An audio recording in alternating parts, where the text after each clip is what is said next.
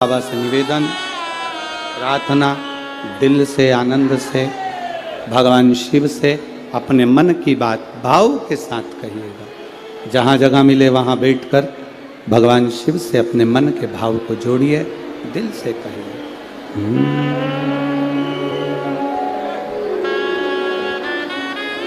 श्री शिवाय नमस्तु, श्री शिवाय नमस्तु, श्री शिवाय नमस्तु, श्री शिवाय नमस्तु, श्री शिवाय नमस्तु। भोला सब दुख काटो भारा, ओ भोला सब दुख काटो भारा। शिव शंकर जपो तेरी माला, भोले बाबा जपो तेरी माला। भोला सब दुख काटो भार, ओ भोला सब दुख काटो भार। वेश है मंगल मंगलकारी, वेश है मंगल मंगलकारी। शमशान वासी हमारा, शमशान वासी हमारा। ओ भोला सब दुख काटो भारा, ओ भोला सब दुख काटो भारा। शिव कथा कह रही है महाराज। वर्तंतु ने एक शमी पत्र से जीवन का एक आनंद बता दिया। आप भी प्रयास करो, विजयदशमी के दिन एक शमी पत्र बाबा देवाधिदेव महादेव को समर्पित करो। भगवान शंकर को शमी पत्र बेलपत्र सुख देने वाले, जैसे तारकासुर को मारने के लिए भगवान षडानंद कार्तिकेय प्रकट होते हैं, गंगा जी के जल से 6 रूप बालक प्रकट। कृतिकाओं ने उसका पालन पोषण किया, 6 को 1 कर दिया, उसका नाम कार्तिकेय होगा। कार्तिकेय बाबा ने तारकासुर का संहार किया, तारकासुर को मारा। एक बात बहुत अच्छे से अपने अंदर उतार कर रखिएगा।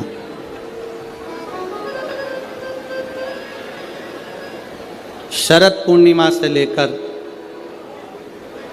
कार्तिक की जो पूर्णिमा है, उस बीच में कार्तिक महीने की जब शिवरात्रि आए या प्रदोष व्रत आए, थोड़ा ध्यान देना।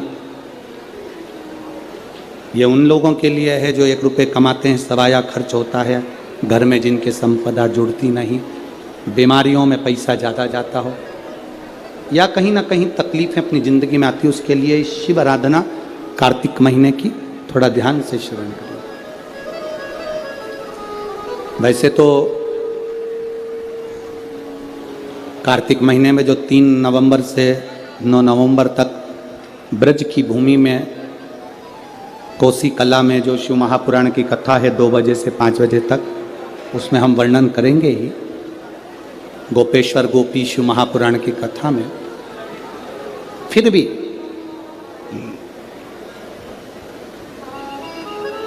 और हमारा निवेदन, जो ब्रज के नजदीक में रहते हैं,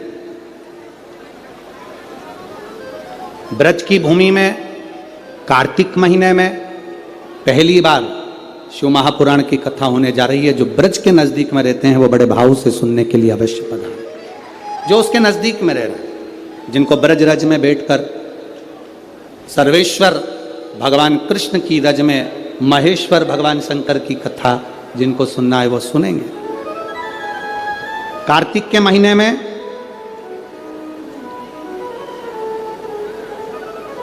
पूर्णिमा से पूर्णिमा के बीच में जो सोमवार पड़े, प्रदोष पड़े, शिवरात्रि पड़े, प्रयास करना। अगर बहुत कष्ट की जिंदगी चल रही हो तो शिवरात्रि, प्रदोष और जितने सोमवार पड़ रहे हो कार्तिक में 4-5 जो सोमवार पड़े उसमें एक बेलपत्र अशोक सुंदरी वाली जगह पर और शमी पत्र देवादिदेव महादेव के ऊपर, ये 2 जगह पर अवश्य चढ़ा। एक महीने में जितने सोमवार पड़ जाएं और प्रदोष पड़े और मासिक शिवरात्रि पड़े उसमें अवश्य चढ़ा। बेलपत्र कहाँ चढ़ाना है? जम के बोलो जरा। अशोक सुंदरी की जगह पर। और शमी पत्र कहाँ चढ़ाना है? देवादिदेव महादेव के ऊपर। एक बार चढ़ाकर देखो, आपके जीवन का जो आनंद है, जो अपने हृदय की कामनाएं हैं, अपने हृदय के भाव हैं, कार्तिक का जो महीना है भगवान षडानंद कार्तिकेय जी के लिए मूल है। इस षडानंद कार्तिकेय जी ने जब तारकासुर का संहार किया था, तारकासुर को जब मार दिया था तो 33 कोटि देवताओं ने षडानंद कार्तिकेय जी को वर प्रदान किया।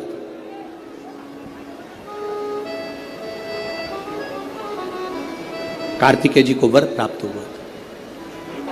तो लक्ष्मी जी ने और भगवान नारायण ने षडानंद कार्तिकेय जी से कहा, हे स्कंद देव, हे कार्तिकेय, कार्तिक के महीने में जो दीप दान करता है उसके घर में कभी संपदा की कमी नहीं आती है। कार्तिक महीने के दीपदान की महत्वता जैसे ही लक्ष्मी और नारायण ने कही तब ब्रह्मदेव प्रकट हुए और देवादिदेव महादेव प्रकट हुए माँ पार्वती के साथ में, और ब्रह्मा जी प्रकट हुए माँ ब्रह्माणी के साथ में। उन्होंने वर प्रदान कर दिया। षडानंद कार्तिकेय भूलवश भी अगर कोई बेलपत्र और शमी पत्र दोनों एक साथ आपकी बहन अशोक सुंदरी और आपके पिता देवादिदेव महादेव को शमी पत्र जो समर्पित कर देगा, षडानंद कार्तिकेय इस कार्तिक के महीने में देवादिदेव महादेव कहते हैं उसके यहाँ कुबेर का भंडार शिव भर देते हैं।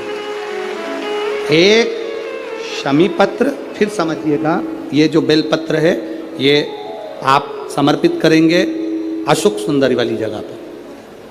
कहाँ समर्पित करेंगे? अशोक सुंदरी की जगह। और शमी पत्र आप समर्पित करेंगे देवादिदेव महादेव के ऊपर। बस इसमें एक चीज का स्मरण अपने को करना है, जब अपन अशोक सुंदरी की जगह पर बेलपत्र चढ़ाएंगे तो ये डंडी का जो मुख है ये महादेव के जो खाली स्थान है, खाली वाली जगह उसे ओर होगा। शमी पत्र की जो डंडी का मुख है इसी की और जिस ओर तुमने बेलपत्र चढ़ाया है उसी ओर शमी पत्र की भी डंडी का मुख उसी ओर होगा। जहां पर आप बेलपत्र की डंडी का मुख रख रहे हैं उसी ओर शमी पत्र की डंडी का भी मुख उसी ओर होगा। तो देवादिदेव महादेव भगवान शंकर, माँ जगत जननी जगदम्बा, श्री ब्रह्मदेव, ब्रह्माणी षडानंद कार्तिकेय को वर प्रदान कर दे।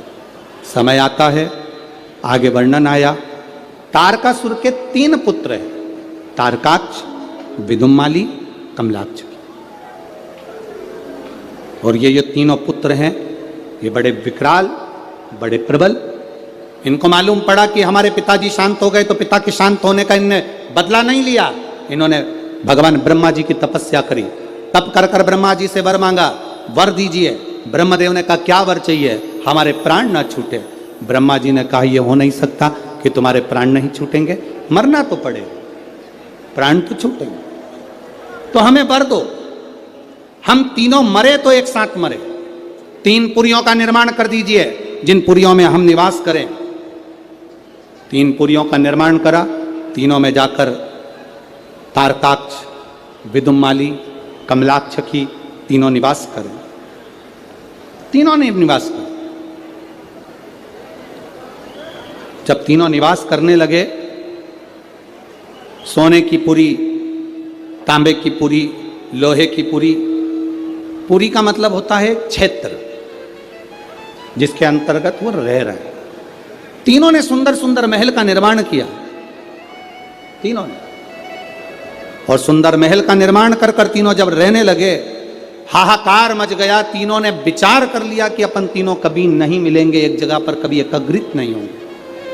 यह हमको सीखने की बात है। पूरा घर का व्यक्ति एक साथ मत जाओ, यह शिव पुराण सिखाते हैं। किसी नदी में स्नान करने जाओ, घर का पूरा व्यक्ति एक साथ मत जाओ। घर में किसी का न किसी का रहना जरूरी है। ये शिव पुराण सिखाती है हमको। षडानंद कार्तिकेय चले गए। तारकासुर के तीनों बेटों ने उपद्रव मचाया। जो उपद्रव मचाया, देवताओं ने भगवान शिव से प्रार्थना करी। भगवान शंकर ने जाकर 3 पुरियों को भस्म कर दिया। 3 पुरियों को जैसे ही भस्म करा, शंकर जी का नाम त्रिपुरारी हो गया। भगवान शंकर जब त्रिपुरारी बन गए, आगे वर्णन आया। शंकर जी से प्रार्थना करी, बाबा इन तीनों का संहार करिए। देवाधिदेव महादेव ने देवताओं से कहा कि तुम सब पशु बन जाओ और मैं तुम्हारा पति बन जाता हूं। भगवान एक बड़े नंदी का रूप धारण कर लिए और भगवान शिव ने एक बड़े नंदी का रूप धारण कर कर देवताओं से कहा तुम पशु बनो। देवता पशु बनकर भागने लगे। भगवान शंकर पीछे पीछे उनके भागने लगे। देवताओं से भगवान शंकर ने कहा पशु बनकर जाना, तीनों पुरियों में प्रवेश कर जाना, तीनों पुरियों के राजाओं को एक जगह इकट्ठा कर लेना, मैं उनका संहार कर दूंगा। तीनों पुरियों के राजा एक जगह एकत्रित हो गए। शंकर भगवान बड़े नंदी का रूप लेकर उनको मारने के लिए सींग से पछाड़ने लगे। जैसे तारकाक्ष विदुम्माली को पछाड़ा, नीचे से कमलाक्षकी निकल गया। उसने फरसा उठाकर शंकर भगवान का सिर काट दिया। बड़े नंदी का रूप देवाधिदेव महादेव लिए थे। जैसे ही पशु भगवान पशुपति बनकर जो गए थे, उनका जो सिर कटा वो नेपाल में जाकर गिर गया। धड़ केदार में जाकर गिर गया तो केदारेश्वर हो गए, और शीश गिरा नेपाल में तो पशुपति नाथ, भगवान शिव पशुपति नाथ। शंकर जी ने देखा कि ऐसे मरने वाले नहीं हैं। शिव जी अपने असली स्वरूप में आ गए। हाथ में त्रिशूल लेकर देवाधिदेव महादेव ने तारकाक्ष विदुम्माली को मारा। पीछे से कमलाक्ष फिर आया। शंकर भगवान ने उसी त्रिशूल के पीछे के नोक से कमलाक्षकी को मार दिए। तीनों के प्राण छूट गए। देवताओं ने पुष्पों की वृष्टि कर दी। चारों तरफ आनंद की अनुभूति हो गई। बोल पशुपतिनाथ भगवान की हर हर महादेव। बोल बम का नारा है, सारी समस्या का हल। शिव तत्व की प्राप्ति हो गई। जानकर देवताओं ने आनंद पाया। भगवान शंकर जी ने पाशुपत्य अस्त्र और पाशुपत्य व्रत दोनों को प्रकट किया। क्या क्या चीज प्रकट करी, जम के बोलो जरा। पाशुपत्य अस्त्र और पाशुपति व्रत। पशुपति व्रत की विधानता कही। 5 सोमवार का व्रत। पूजा की थाली जो लगती है वो शाम को भी वही जाती है। 6 दिए, प्रसाद का भाग, मंदिर में जाकर 3 हिस्से होना, 6 दिए को रखकर 5 दिए प्रज्वलित करना। 3 हिस्से प्रसाद के हो जाएं तो 2 हिस्सों को छोड़ देना मंदिर में, 1 हिस्से को, और जो बिना जला हुआ दिया है उसको वापिस